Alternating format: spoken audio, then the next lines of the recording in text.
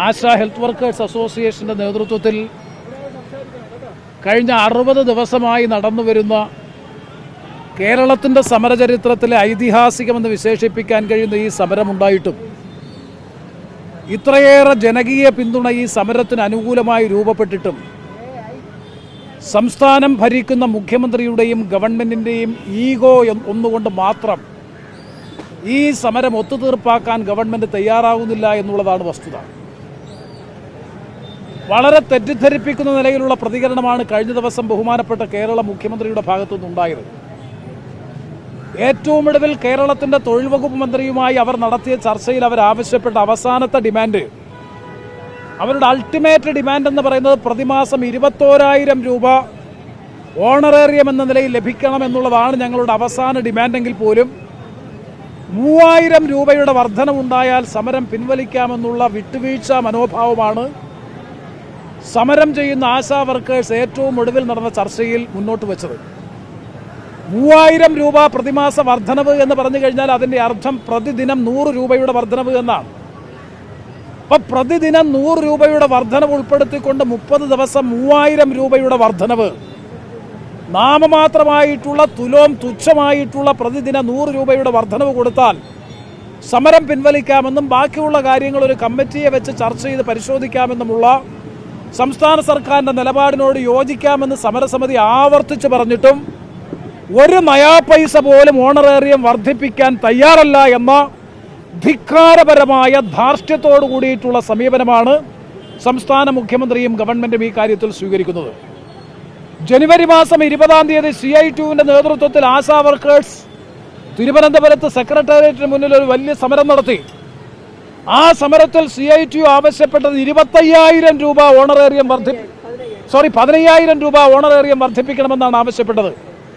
15,000 രൂപ ഓണറേറിയം വർദ്ധിപ്പിക്കണമെന്ന് ആവശ്യപ്പെട്ടുകൊണ്ട് സമരം ചെയ്ത CITU ഇവർ 15,000 പോലും ഇപ്പോൾ ആവശ്യപ്പെടുന്നില്ല.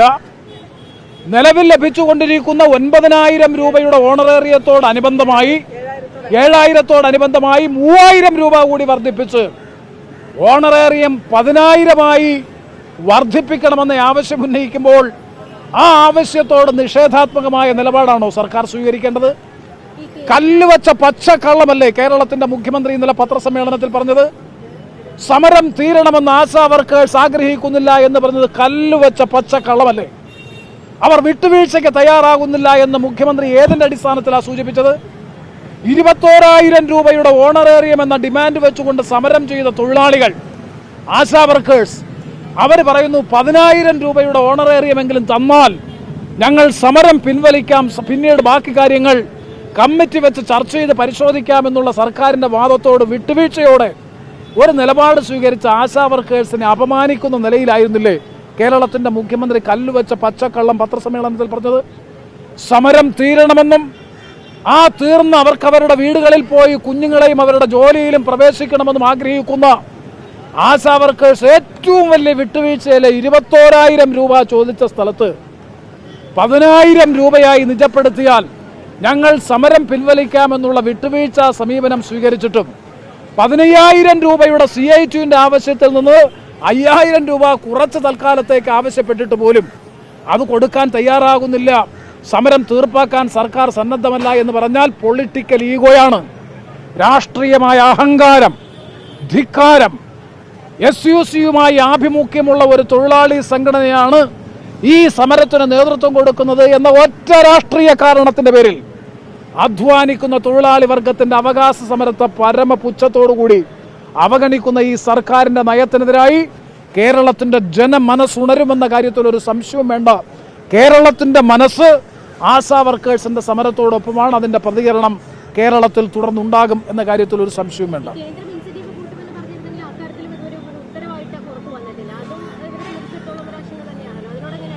കേന്ദ്ര ഇൻസെന്റീവ് വർദ്ധിപ്പിക്കുമെന്ന് പറഞ്ഞത് ശ്രീ സുരേഷ് ഗോപിയാണ്. ആര്? അതിനെ സംബന്ധിച്ച് ആലോചിക്കുമെന്നാണ് കേന്ദ്രമന്ത്രി പറഞ്ഞത്. അതിനെ സംബന്ധിച്ച് വ്യക്തമായിട്ടുള്ള ഒരു ഉറപ്പും ലഭിച്ചിട്ടില്ല. കേന്ദ്ര ഗവൺമെന്റിനെതിരായിട്ടുള്ള സമരം വേറെ, സംസ്ഥാന ഗവൺമെന്റിനെതിരായിട്ടുള്ള സമരം വേറെ. രണ്ടും രണ്ടായി കാണാൻ വേണ്ടി ഗവൺമെന്റ് തയ്യാറാകണം. ഇവിടെ സംസ്ഥാന ഗവൺമെൻറ് ഓണറേറിയം വർദ്ധിപ്പിക്കണമെന്ന് ആവശ്യപ്പെട്ടുകൊണ്ടാണല്ലോ CITU സമരം നടത്തിയത്. കേന്ദ്ര ഗവൺമെൻറ് 15,000 രൂപ ഓണറേറിയം കൊടുക്കണമെന്ന് ആവശ്യപ്പെട്ടുകൊണ്ടല്ല CITU സമരം നടത്തിയത്. സംസ്ഥാന ഗവൺമെൻറ് കൊടുക്കണമെന്ന് ആവശ്യപ്പെട്ടുകൊണ്ടാണ്.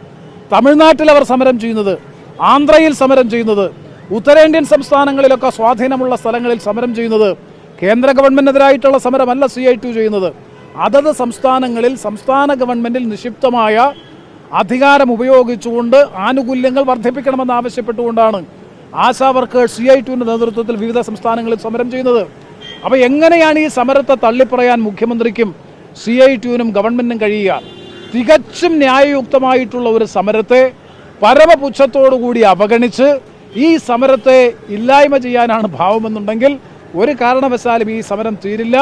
നല്ല നിശ്ചയദാർഢ്യമുള്ള, നല്ല രാഷ്ട്രീയ ഇച്ഛാശക്തിയുള്ള വർക്കേഴ്സാണ്, സ്കീം വർക്കേഴ്സാണ് ഈ സമരത്തിന് നേതൃത്വം കൊടുക്കുന്നത് എന്നതുകൊണ്ട് തന്നെ ഈ സമരം വിജയം കണ്ടേ തീരൂ. അതിനാവശ്യമായിട്ടുള്ള എല്ലാ പിന്തുണയും കേരളത്തിൻ്റെ പൊതുസമൂഹത്തിൽ നിന്ന് അവർക്ക് ലഭിക്കുന്നുണ്ട്.